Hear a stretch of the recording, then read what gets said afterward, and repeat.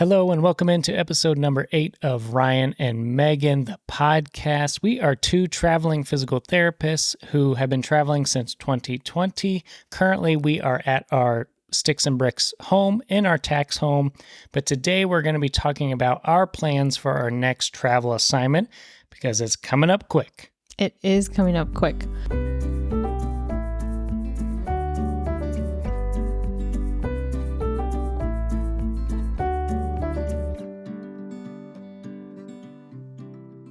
Before we get into the details of our next travel assignment and everything we're considering, please consider giving us a 5-star review on this podcast just to help it get out there for more little ears to hear. So let's kind of lay the foundation of what our situation is. So for the past almost 6 months, 7. So by the end of it, it'll be 9 months. By the end of my current contract. Right now, I'm just working. Megan is staying home with our 2 little girls. We have a 1.5-year-old and then a 5-week, 6-week-old. So we came back to our tax home to have our second daughter. I think it's been 7 months home by the time we leave. Okay.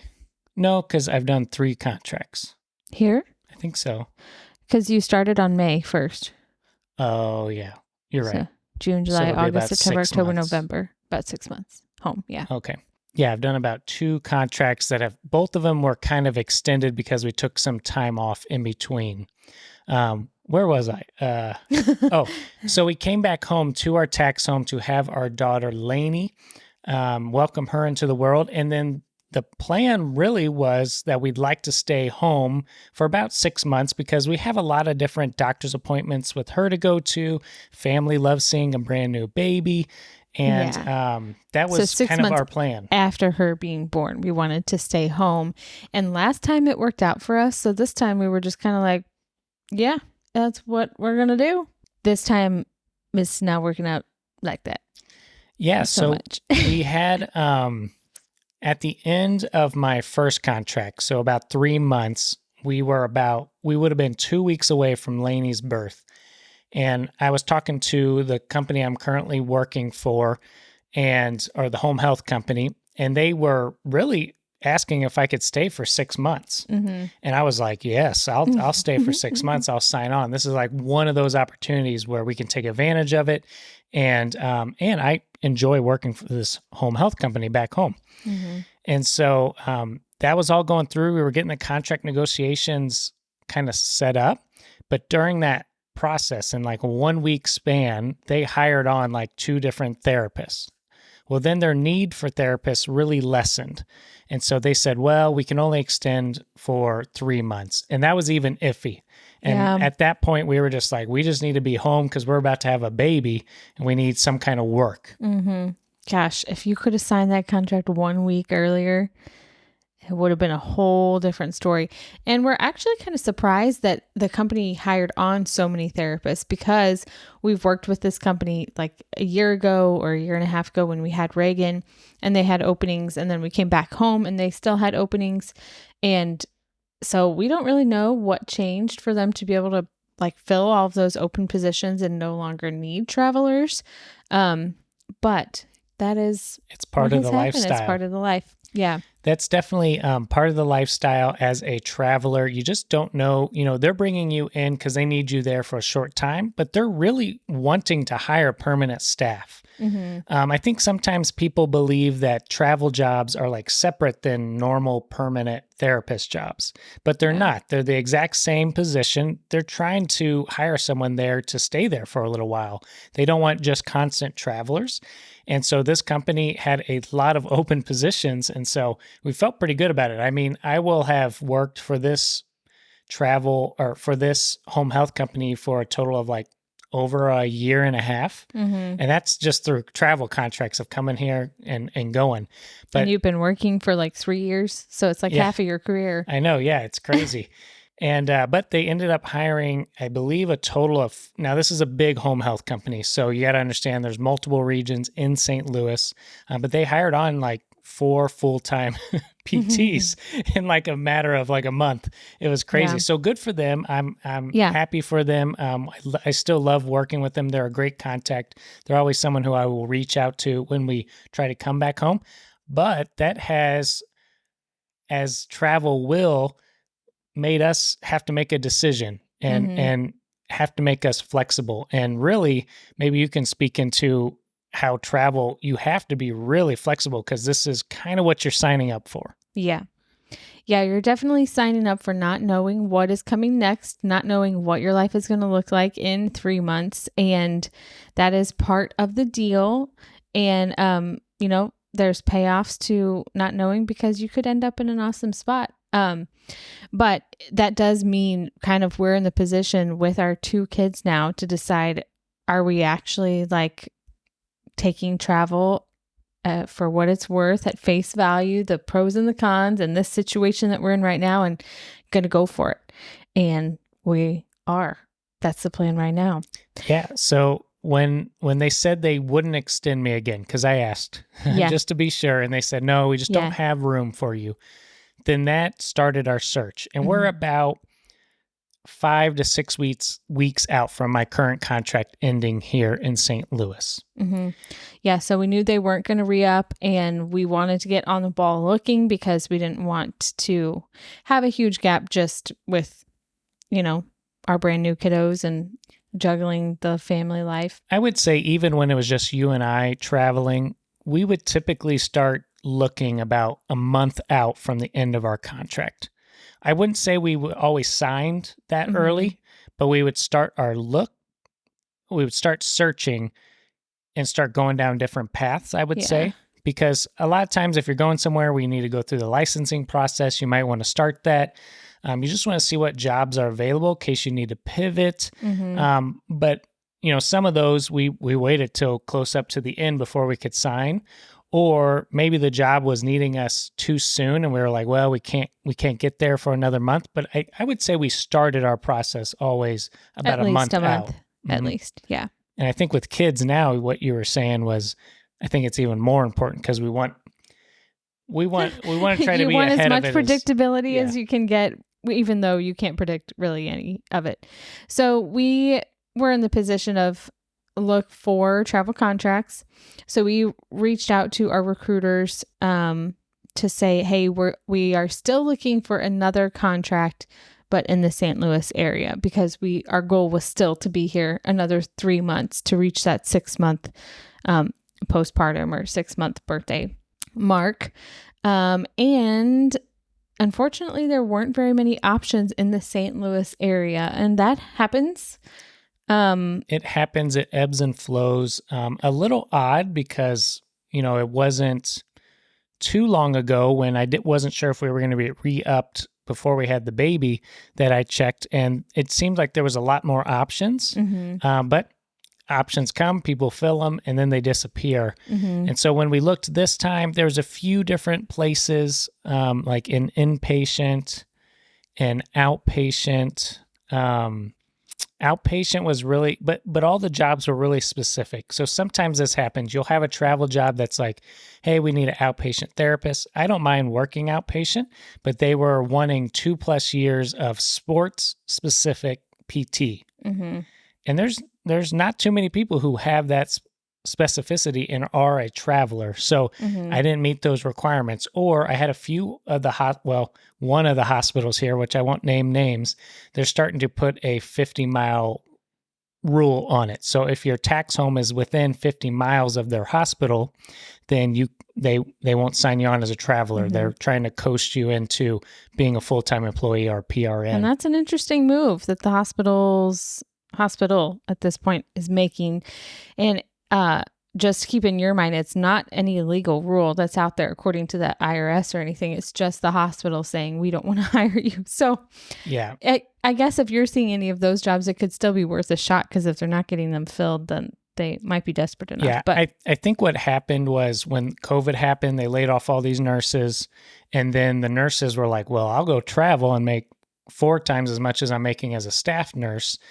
And then the hospital was like, oh crap, we need nurses. And so they tried to hire back people. Well, people were still living in the area, and they're like, well, I'll take your travel job that you have open, and I will make 4 times as much working the same floor.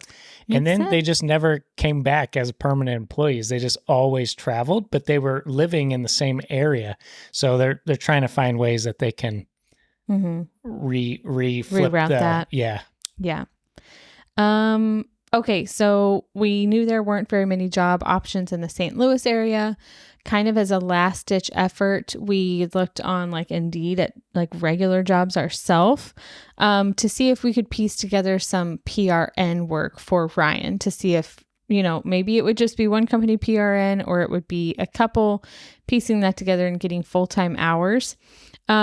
And that is still something I think we would like to try to do in the future and kind of build contacts as far as piecing that together. But this time it doesn't seem like it's going to work out that way. I think the reason why is because we have looked into another travel job near us. That seemed like a better option at this time. But if that option wasn't there, and correct me if I'm wrong, I think we would have explored the PRN route a little bit more. Because who I'm working with currently, they did say that I could work PRN for them. But again, they are full staff, so they didn't think they could get me many hours. But, if you get a few hours there and then you work for another company, a few hours there, you could get full time. But it's always a gamble. Definitely even less sure than a travel contract. So it's like with travel, you're okay with a lot of like seemingly instability and not knowing what the future is going to look like. But then if you like just are piecing together PRN and that's your main income, that's even more like unstable as far as, what you're looking out for if they can't guarantee you hours. So in most PRN jobs, they're not going to guarantee you hours, but usually they're pretty honest. Everyone's been very honest with me on, well, it probably looks like this many hours. Of course, it's all variable. If they bring in more patients, they're going to need more time. So I do think in a metropolitan area like St. Louis, you could piece together PRN temporarily. You don't want to commit to a 1-2 year full-time contract with them. They don't have anything for travel. I do think you could piece together some PRN, but that's going to take a little bit of a leap of faith and probably going to have to work with at least 2 different companies. So if one's, can't get you enough hours, you can go see if the next one can. Yeah. And then with that, you're going to have to check like non-compete clauses and just make sure. I mean, I think in PRN situations, they probably don't have that because you're piecing stuff together anyway. But when you kind of get into that realm, you have to check non-compete clauses and stuff like that to make sure you're not going to pigeonhole yourself into something. Right. And so anyway, I have looked into that. I have interviewed. I actually will probably go down that avenue and get as much information as I can. So when we do want to come back home, if there's no travel contracts again, then that might be something I have to really look into.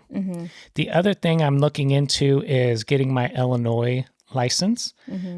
So St. Louis is right on the Mississippi River, the border of the state of Illinois. Now, Illinois is not a part of the PT Compact, so you got to go through their full licensure, and it's one of the states, just like California, that takes a long time. So up to 6 to 8 weeks if you're lucky.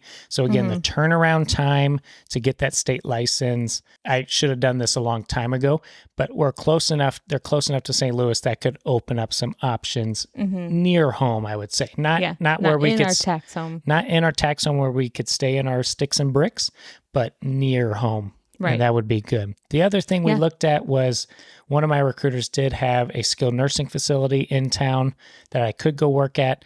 But when you have good recruiters, they will also tell you they wouldn't suggest a place if they've had bad experiences with that company or whatnot. And my recruiter was very upfront and said, hey, we have this. I will help you get submitted if you really want to, but I would not suggest it to my travelers. So make sure you get a good recruiter. Yeah. Yeah, we did, and we didn't want to put Ryan in that situation where it would be a potentially bad, facility, work environment, maybe bad for your license, something like that. So that means that we went on pursuing finding a travel contract, a true travel contract outside of our tax home, requiring us to move out of our home and back into an RV after how long did we say it's been? 2 years? It's been a Two long and a time half? since we've lived in an RV. We've been renting homes when we've had Reagan, but we've never lived in an RV other than small trips, but like lived in it for a contract Yeah. for, I don't know, 2 years now. Yep. And back then we were just the two Less of than us. that. Yeah. And it was just me and you. Yeah. So we do need to, when we started our look, we had to look in Missouri. We need to stay somewhat close so Megan can come back with Lainey for doctor's appointments. Because there's like the monthly checkups leading all the way up to about 6 months, and then they lessen. Mm-hmm. So at the same time that we were kind of looking into all of the options at home in the St. Louis area, we were also getting Ryan submitted to this job and interviewing, and he ended up getting a job offer. And then we kind of sat on that job offer for a couple days because we were still trying to answer some of our questions about our in-town stuff. But in the end, he did get a job offer, and it's an hour and a half away from home, basically. Yeah, so not too far away. Not too far. Hour and a half, hour 40 minutes. It is in home health. And if you've been following us, that is our preferred setting. That's what I have the most experience in.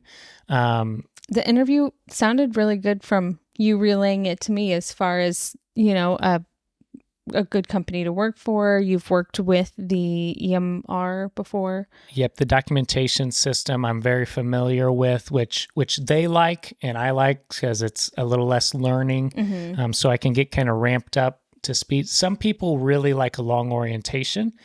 I'm kind of one of those people that give me what I need to know so I feel comfortable, but I don't like a week long of like another therapist over my shoulder You hate shadowing. that. You come home and you're like, I don't know how it went. And I'm like, you've been a therapist for 3 years. I don't like that. I like to just, okay, I got the tools. I'll ask you questions if I need them.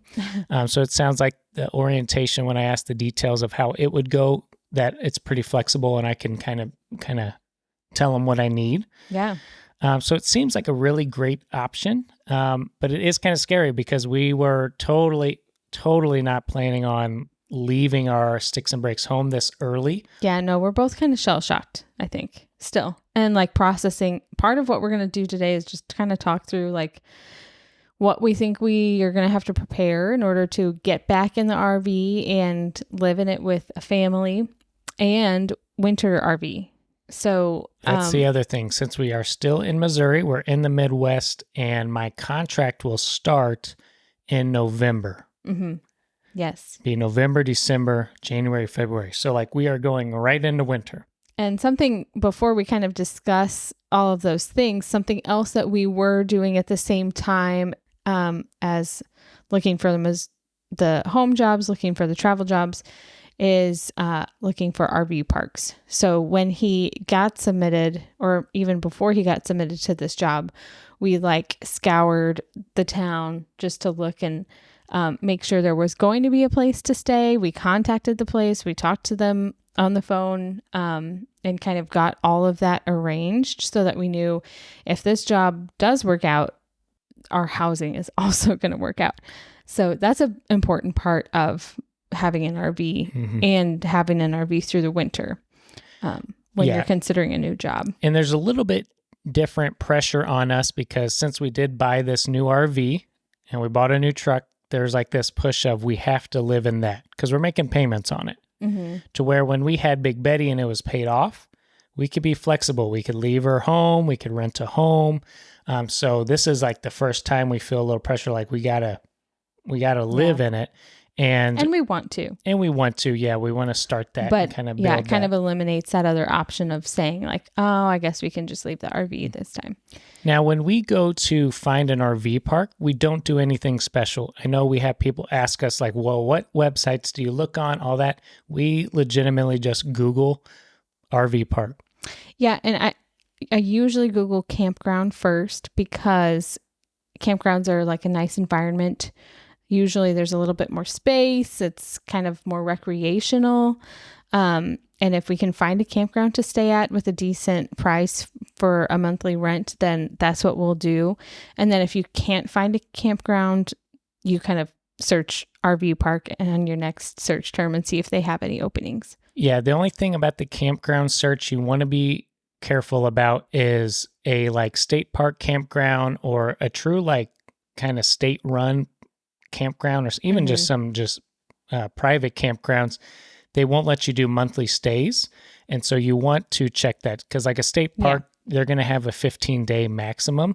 Yeah, we always reach out to the privates. And you can't just bounce around like state parks. Well, usually that doesn't work. You want something that you can be there monthly because it's going to be cheaper. So campground, I think what Megan's trying to say is the campground feel always feels a little better than your strict RV park just slots. But a lot of times those nicer campgrounds are going to have those kind of gravel lots or paved lots. You're going to have full hookups, usually a shower house. But they come in all shapes and sizes. So sometimes it's very industrial where it's just like a big gravel lot with hookups. That's how it is in some places. Sometimes you get the more the oak trees and the playground, which is better for families. And then other times it's like a mobile home park, but you can bring RVs there with hookups. So you just got to look on Google, look at the reviews, look at the pictures. Most of the websites that people have for campgrounds are pretty crappy, to be honest. So if they have a good website, then they've kind of modernized. That's a good sign. But we found a really great one. Before I even sign the contract. That's the big thing, is you want to make sure you have some kind of housing lined up before you sign your contract. And we got that on a hold. And it looks actually like probably one of the best campgrounds we will have been able to stay at. Definitely. Now, we haven't been there yet. But we stayed at a KOA last time we were living in our RV. That was a nice experience, but it was definitely a little more... what did you say? Industrial? Yeah, KOAs span so many differences from state to state. So the one we were in was in Arizona, and it had like a mini golf course, and it had a pool, and it had a laundromat. Nice, but it was run down. It was ran down. It was older. Well, and you were parked pretty close to other people. I think this one it's going to be a little bit more spacious, like a true... I don't know, kind of like a state campground, but closer to a state park campground. That's what we like to stay. We love the state park campgrounds and how they're laid out. I think most people think of that when they think of camping, RVing for travel therapy. But to be honest, a majority of it is not like that. A majority of it's like a big gravel lot and you just have hookups, or you're very close to the next RV. And that's kind of the reality of RV living from a monthly to monthly stay. So we have the RV park. We have the contract. I got it today and signed it. So, I mean, we are going. And so now it's just setting in. Now it's letting it set in, the preparation of like, what does the RV need?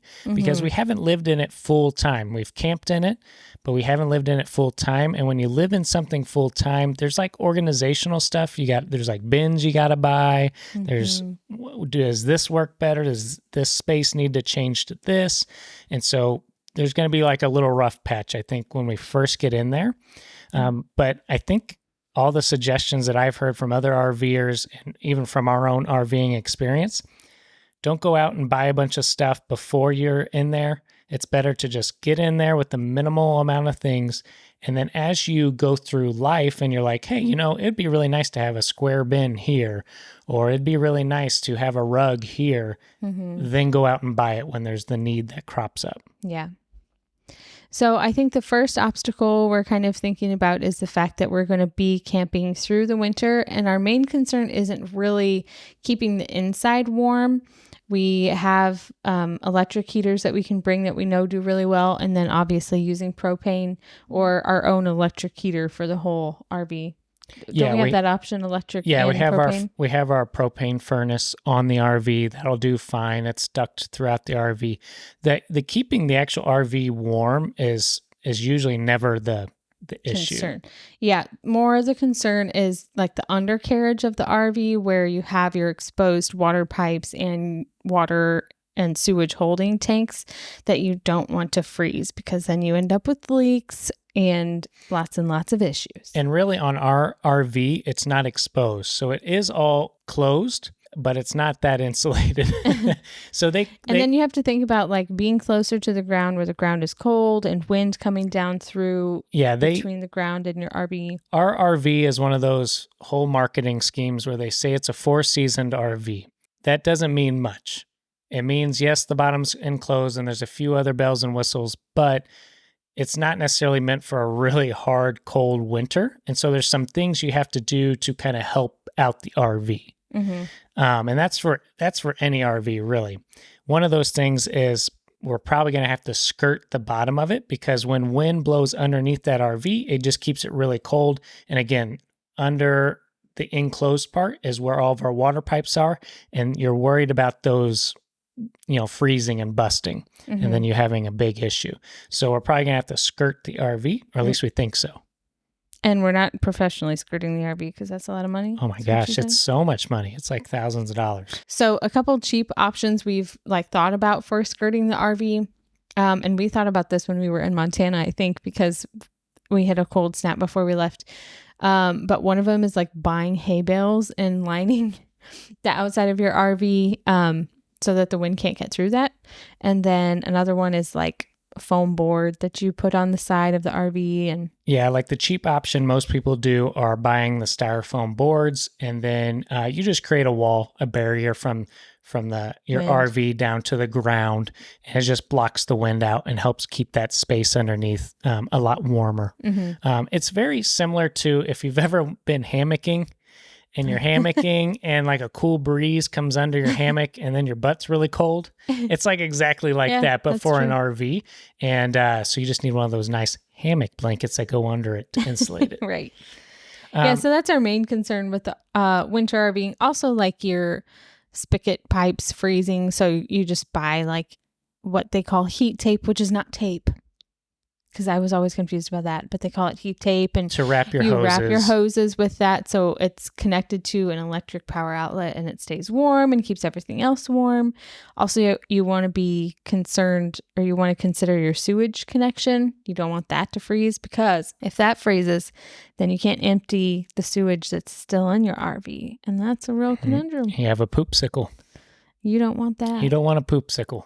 We've never had that. So there's a lot of like added components to add on top of just simply living in an RV again when it comes to winter camping. And I know a majority of you will probably comment below on this video and say, well, your RV has wheels, so why don't you go south? Well, sometimes life doesn't allow you to go south where it's sunny. Okay, so we're figuring it out. I would think the next biggest thing that's probably on our radar for considering is sleeping arrangements with the girls, wouldn't you say? Yeah, and I think that was going to be a challenge whether we went here in the next month or went back in spring, in 6 months, when it's spring. And that's just that, we're going to have one room, a nice bunk room. One room for the girls. We have our own room. Right.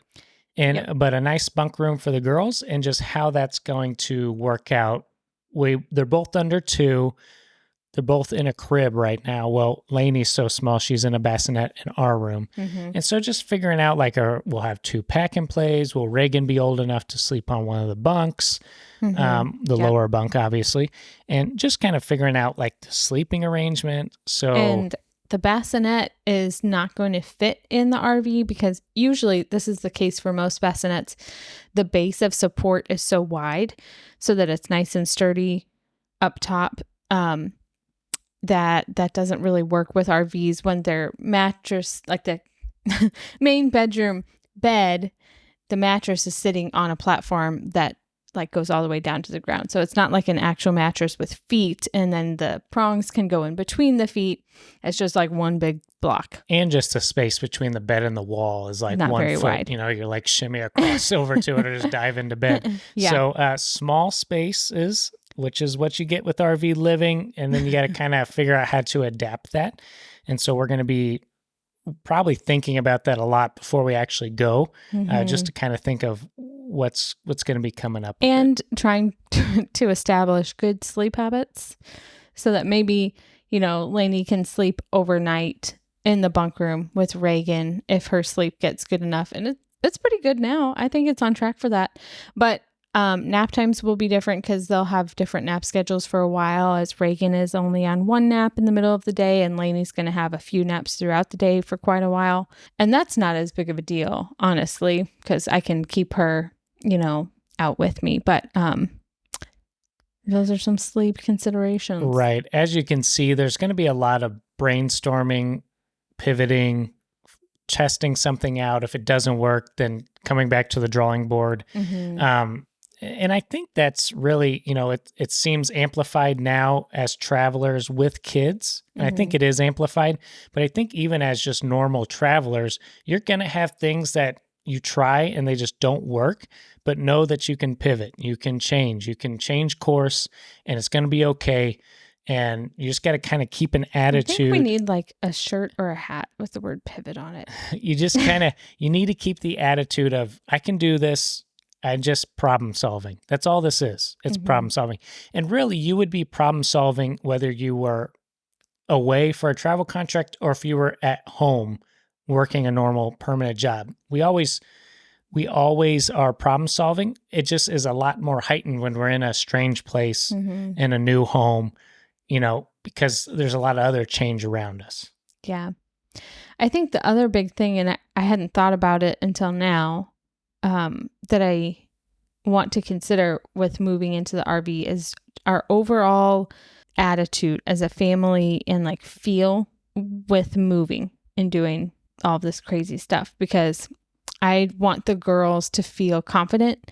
I want them to feel like, I know they're so little and they probably can't pick up on, they pick up on more than we know. They pick up on more than we know. It's good practice for us too. I want them to look at us and see confidence and security and like excitement for new things, and I want to make it fun for them, even though I'll be honest, I'm pretty nervous about moving back into an RV so early and for the first time with kids.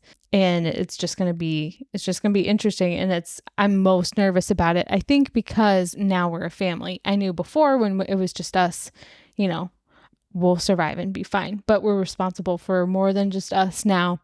And so I think that's one of the other big things that I want to really consider as we prepare for moving in, is like setting our attitudes and our sight and making it fun for the girls and coming up with ways to do that too. So yeah, I think a positive attitude can only help for sure. Yeah. The other thing we've been thinking about is laundry. So we won't have the laundry in home anymore. This RV park, thankfully, does have laundry on site. Sometimes it does. Sometimes that can be a good thing. Sometimes that can be like really expensive. So it just depends. If they didn't have laundry, or if it's not great, then our next option is a laundromat. And we've come to kind of enjoy laundromats as a couple. I don't know about as a family. It'll be interesting to see with kids. It might be one of us gets to go to a laundromat, but what's kind of nice about it is usually there's a lot of machines and you can kind of just knock out all of your laundry. You just throw it all in a machine and it's like you do one big load. I mean, you don't throw it all in one machine. You throw it all in multiple machines, but it's done in a shorter amount of time. Right. And just a lot of folding. So those are some different options, you got to be thinking about as you're going out. Like, how am I going to do laundry if they don't have an in-place laundry, and our RV doesn't? Yeah, and I don't know if anybody out there has a washer and dryer unit for their RV. Let us know, like, how much you utilize it, if it's effective, because I have heard sometimes they're so small, or maybe they take a long time to get through the load that they're not very functional. But when you have a family and little kids getting messy, it could come in really handy. So we don't have hookups available for that in our RV, but we could brainstorm hookups if we really needed to. We could probably figure it out how to add them. Yeah. The next thing would just be what vehicles we're going to bring, which sounds... This is a sore spot for me. Which sounds kind of like, oh, we own all these vehicles. But to be honest, we got to bring the truck because that's what pulls our RV. And then it's the other commute vehicle. Now, some people would be a lot braver than us and they would just bring the truck and then that would be it. But we like to have We I like would to not be okay with that. we like to allow Megan to have a vehicle so she can get where she needs to go. Because he's going while to I use it have- all day driving for work. That's the other element to this is since I'm working home health, I have to have something that I'm in regularly. Otherwise, if I worked like a skilled nursing facility or a hospital or something, we could do one vehicle where you drop me off every morning. I don't know how ideal that would be, but it would be possible. Easier if we didn't have kids. When we traveled, just the couple of us, just us two as a couple, we still had two vehicles because either both of us were working home health or we both needed to go our separate ways to wherever we were working. We did do one vehicle for a while at our first contract, which was kind of wild, but the facility was giving Ryan a car to drive throughout the day. So we sort of had two, but not two personal vehicles. Your options can kind of vary greatly depending on your situation, but a majority of the time, if you have two people, you're going to need two cars. Vehicles. So the truck takes one of those. And then now the debate between Megan and I is, do we take the minivan, which we dearly, dearly love, or do we take my home health car, which is my little Toyota Corolla? I'm not going to drive the truck for home health. It gets like 10 miles per gallon. It's horrible on gas. We don't want to put miles on it. We could drive the truck. Hear me out. No. Hear me out. We could drive the truck to our new place. And then when we come back for Thanksgiving, we drive the truck back and we leave it at home. And then we bring the minivan back to the contract location with us. It's not your worst idea that I've ever heard. So I will consider that a compliment? Yeah. Or it's so there's the whole that might work. There's a whole element of that we're not that far away from our home. We're about an hour and 40 minutes away. Now, I really don't want to have, and I don't think the RV park will allow us to have 3 vehicles at our campsite. It would be a little bit overkill. And to be honest, Megan, even with the girls staying at home in the RV, they don't necessarily get out much, but they do go to the store occasionally. You guys you like to go to public libraries, parks. So short commutes around town, and the truck is totally capable of doing that. The issue is we have become minivan people. We bought a used minivan, and it's so convenient. Amazing. It is so amazing. It's like I get an extra pair of hands because with the truck, you've got to close doors manually. Ugh. I can't imagine having to go back to that. And I have to climb up in the truck. Reagan can climb up in the van by herself. So I know it is nice. I will admit. I don't know if I can give that up. I guess we haven't come to the conclusion of what we are taking. We figured it out. We're bringing the truck and then we're bringing it back and we're bringing the van. I know we need the truck to get the RV there. I know I'm going to be driving my Corolla for the home health, and we will discuss shake on it, possibly doing a vehicle swap. It's a good idea.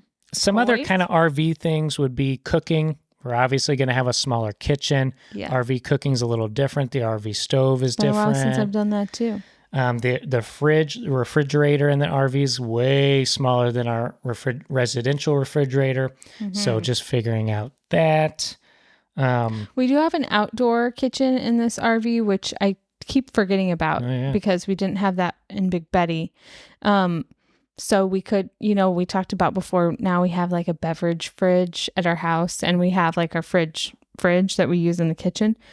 So we could use that outdoor kitchen fridge for something. That's true. I didn't think about that. Yeah. Another thing is kids' toys and entertainment and activities, what I'm thinking for what I'm going to do every day, because I spend every day at home, which is great, but the home starts to feel small. Any home will when you're spending every day in it with 2 kids under 2. And now I'm drastically decreasing the square footage of indoor living that we have. So bring in efficient toys and stuff that can be used outdoors, and also doing some casing of the area to figure out, where can we go and are there certain activities that we can get involved in. So something I've already done is I've looked for a little gym in town because we do that here at home. And it's something that Reagan really enjoys. So I looked to see if they had one, and they do. And I don't have to sign up for a class. I can just like bring her and let her run around. And then obviously there's parks and museums and things. So just casing of the area to kind of figure out mentally where are some energy outlets that we can go hang out at. I think that's key. It's easy to really look at all the negatives of a contract, or I wouldn't call them negatives, but the change, and be really overwhelmed. I think the overwhelmed feeling is the unknown. So we don't know how you're going to react in the home with the girls every day in the small RV. We don't know how winter camping will go. It's the unknown that's scary. And I think it's just good just like acknowledge, okay, this is kind of scary because there's a lot of change, and then we'll deal with it. But I think you're right with the whole mindset thing of there are some positives. I'm going to be making some decent money there. We still have the flexibility of travel, which we love. We're going to get to use the RV that we bought and kind of organize it to efficiently work for our family. That's kind of cool. I haven't done that yet. Another one is that we're going to be closer to some other family that we don't get to visit all the time in Kansas City. So we'll be able to go visit them on the contract. So there's a lot of fun of this is a new adventure. This is why we do travel, that we just have to remind ourselves of sometimes. Yeah. So just kind of reminding ourselves of that stuff. I think it would be really cute if it snowed and the girls, only one girl can really go out and play in it, and then she comes back into RV and we have hot cocoa and watch a movie. Yeah. That'd be cute. There's adventure and no matter where you go, even if it's in a small town, Missouri, Midwest town, there's usually always something to go see, something to go tour, something to go learn.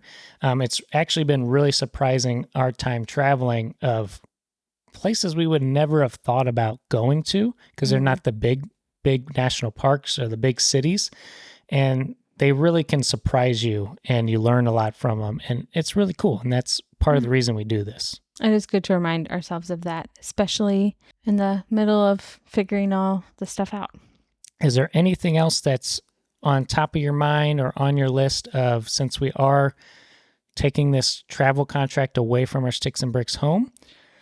I think the only thing is the fact that we are taking it away from our home outside of our tax home. We can't live in our house anymore, but we are still really close to home, within a reasonable drive that you can do in a day. You could even go back during the same day, especially if you didn't have kids.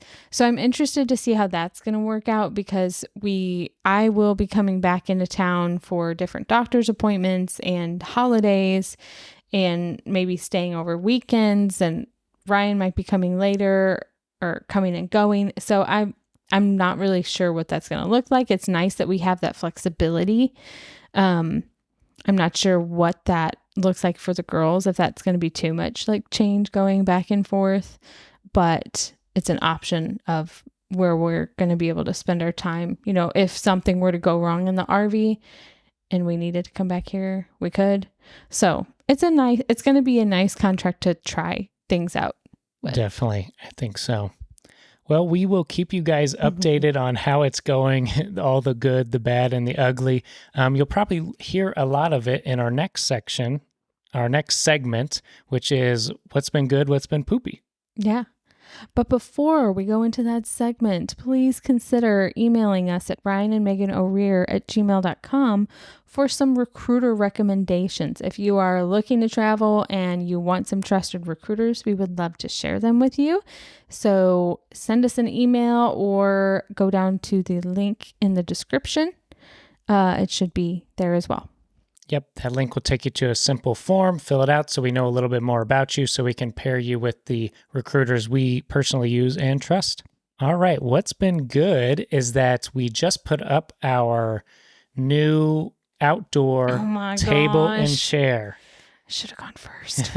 We just put up our new patio table and chairs. We had been looking all summer for a set, and they are expensive. Let me tell you, they were all over like $1,000 to get a table chair set. And so we just kind of kept looking at them. We were like, well, maybe, no, I don't want to spend the money on it. Well, we were in Home Depot the other day and we found a discount table. Now, mind you, it's nothing fancy. It's just a table, but it's a nice long rectangular table and it was $50. So it was marked way down. 6 people. not just 4. But it didn't come with any chairs. But we went to At Home, or Megan did, and found some chairs for like $25-$30 each. $19.99 to be exact. $20. Wow. So it all matches perfect. It's kind of crazy. It looks like a set. And then you bought an umbrella holder for it. And all in total, we spent like $250. That's super cheap, and it's nice. It's comfy, so it feels complete. We're excited these next few weeks to spend some fall out there. What's poopy? So what's been poopy or on my mind is social media, and so I have this love-hate relationship with social media, and I think it's mostly because when social media is taking up too much of your time, or where you're feeling like you're constantly comparing yourself to others, then it's not being helpful. Where it can be helpful is if social media is inspiring you to take some kind of action.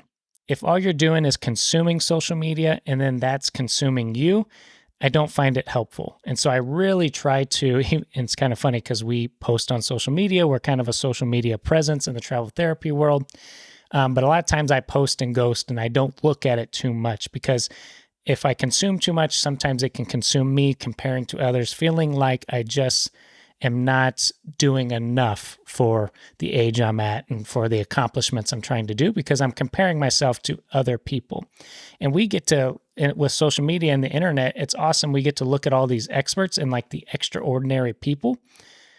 But those are extraordinary people who are doing amazing things. And so not everyone is extraordinary. Otherwise, we'd all be the same. And so it's hard not to kind of not compare yourself to that stuff. But on the flip side, I do love social media, because how many things have we watched on YouTube or followed on Instagram, and they just inspire you to act.